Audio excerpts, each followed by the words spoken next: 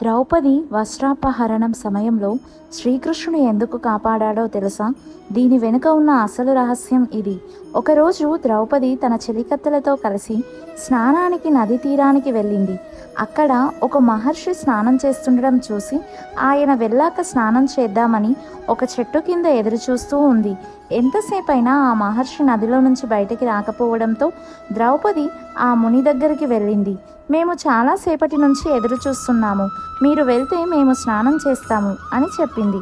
అప్పుడు ఆ మహర్షి నది ఒడ్డు దగ్గర పెట్టిన తన బట్టలు కనిపించట్లేదని, అందుకే నదిలో చాలా సమయం నుంచి ఉండిపోవలసి వచ్చిందని చెప్పాడు. వెంటనే ద్రౌపది ఏమాత్రం ఆలోచించకుండా తన చీర నుండి కొంత భాగాన్ని చింపి నదిలోకి విసిరేసింది. కానీ అది నది ప్రవాహానికి కొట్టుకుపోవడంతో ద్రౌపది మరికొంత భాగాన్ని చింపి విసిరింది. కానీ అది కూడా కొట్టుకుపోయింది.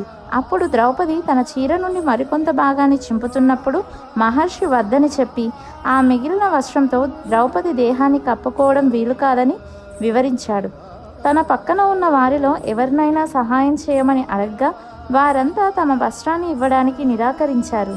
దాంతో ద్రౌపది చూపించిన ఆ గొప్ప దాతృత్వానికి మెచ్చి ఆ మహర్షి ఆపద కాలంలో ఆ కృష్ణుడే నీకు అండగా ఉంటాడని వరమిచ్చి అంతర్ధానం అయ్యాడు.